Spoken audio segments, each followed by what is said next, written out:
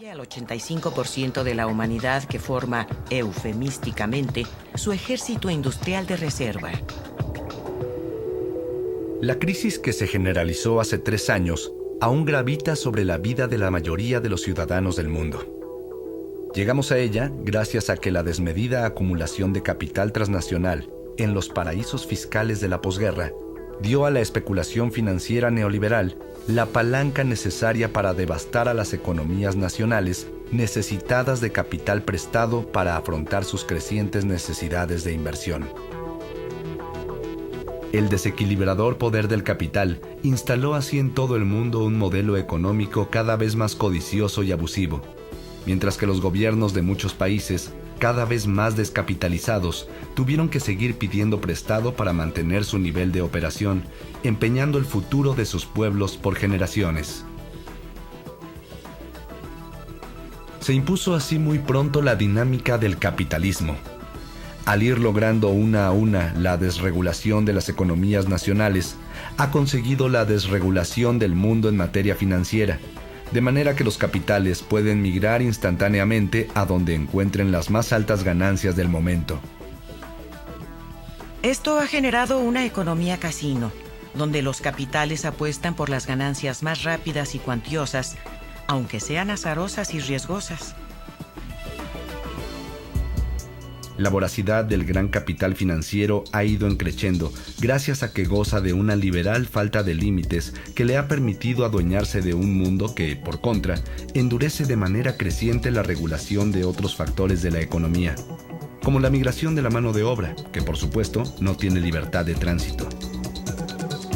Los criterios que mueven a la inversión en el mundo no son constructivos, sino destructivos y depredadores. Con esto las comunidades no pueden garantizar la continuidad del trabajo con el que se ganan la vida al estar expuestos a las variaciones extremas que en su tejido económico impone la volatilidad especulativa.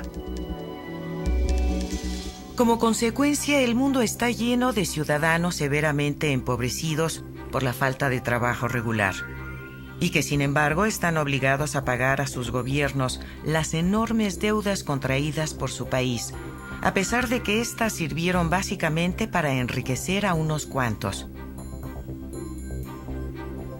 Privatizando las ganancias y socializando las pérdidas, este modelo hace que la riqueza nacional se vaya concentrando cada vez en menos manos y que la sociedad se vaya polarizando y violentando.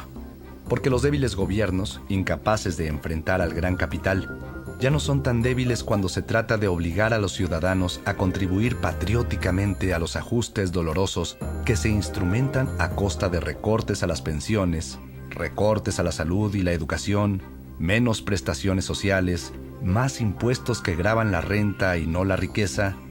Es decir, que los estados pretenden imponer la renuncia obligada de las mayorías trabajadoras al mínimo bienestar, tolerando un modelo de desmedida concentración de la riqueza que claramente es la ruina de la humanidad.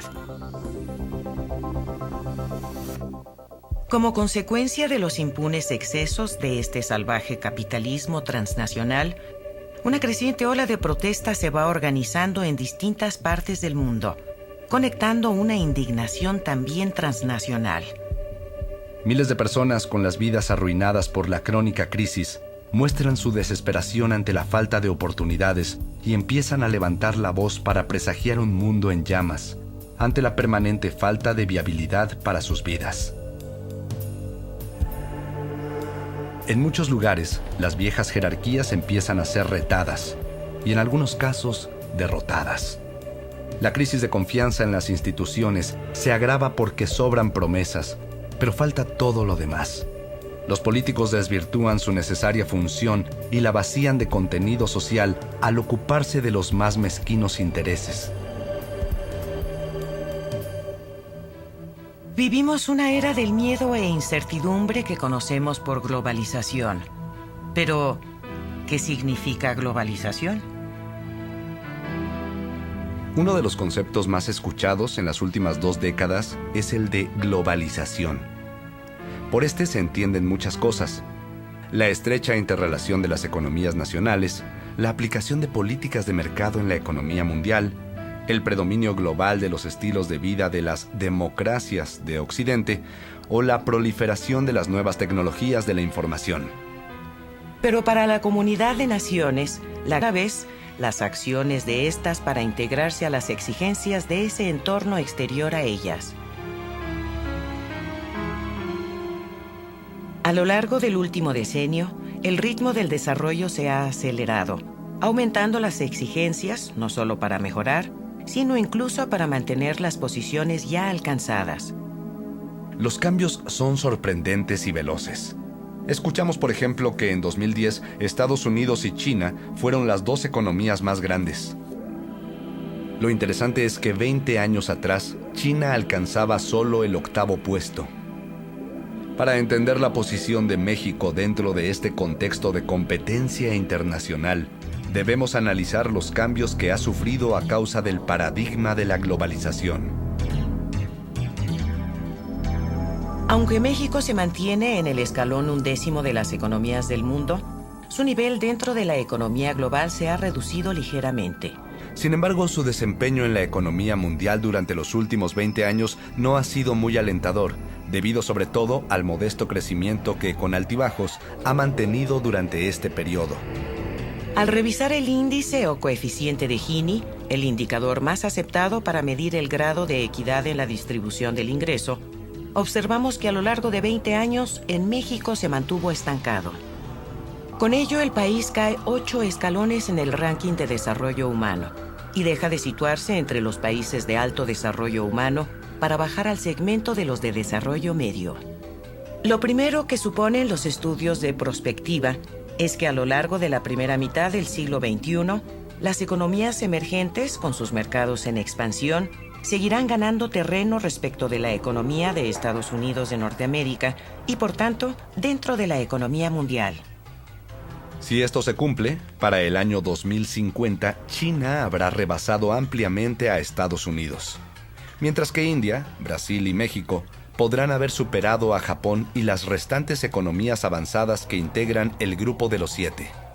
Pero para que esto suceda, se tendrán que cumplir los supuestos básicos de las proyecciones, relativos a las políticas económicas que permitirán este comportamiento virtuoso de las economías emergentes.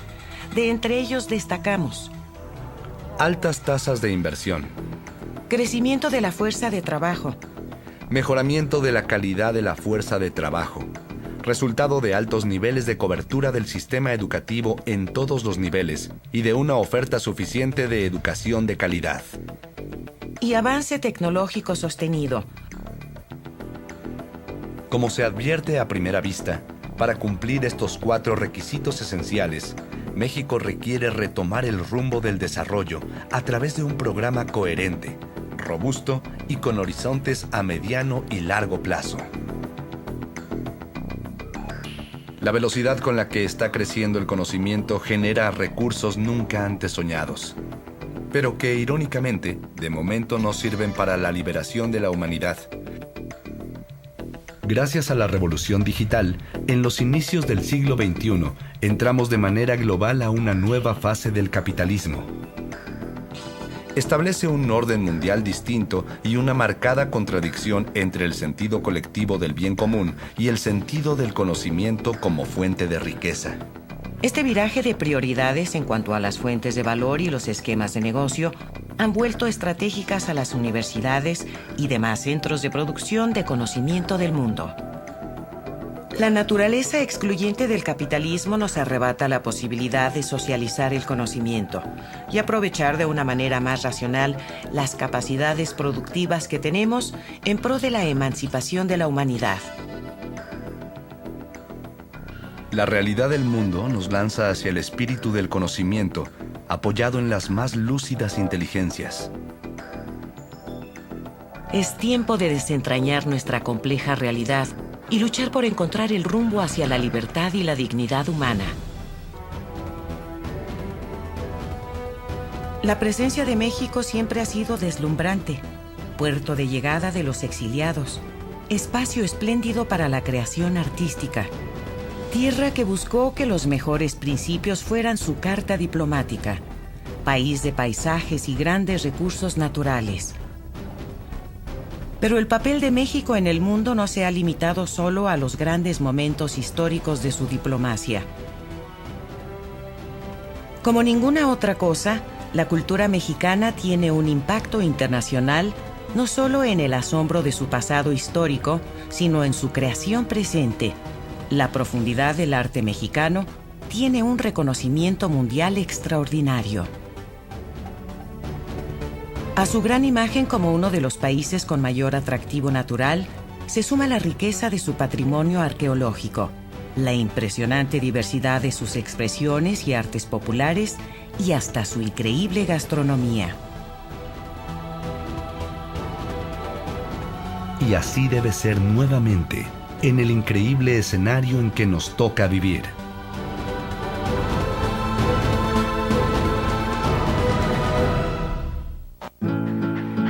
En su libro México de mi infancia, el cineasta Juan Bustillo Oro describió el pavor de los habitantes de la Ciudad de México ante la llegada inminente de Francisco Villa, el Centauro del Norte, y Emiliano Zapata, el Atila del Sur. La figura de ambos se vio envuelta en una serie de acusaciones propiciadas principalmente por sus triunfos en el campo de batalla. Por ejemplo, de Zapata se decía que era un violador, un auténtico robachicas, de ahí el mote de Atila. No obstante la fama, los zapatistas se intimidan en plena metrópolis y antes que robar, piden humildemente un taco para comer. El encuentro de los caudillos ante la silla presidencial, el 6 de diciembre de 1914, es una auténtica estampa revolucionaria. Zapata no oculta su incomodidad, mientras que Villa se lo toma a chanza. De este momento histórico, al Centauro del Norte se le atribuye una frase cargada de ironía. Si para sentarnos en esta silla hay que olvidarse de los que esperan de pie, prefiero la silla de mi caballo.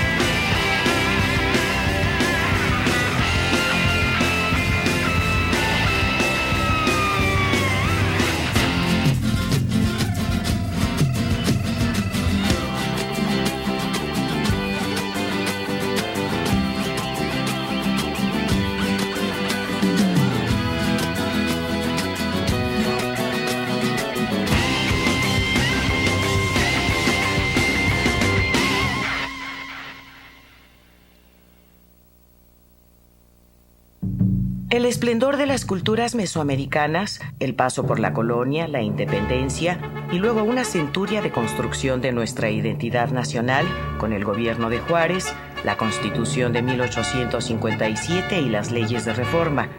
Todos estos momentos históricos se sucedieron en el país como el palpitar de un corazón.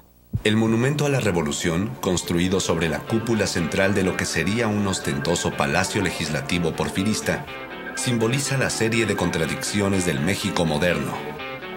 Descansan ahí los restos de los héroes revolucionarios con la lección conciliadora de la historia oficial. Sin embargo, estos próceres dieron su última batalla con la muerte.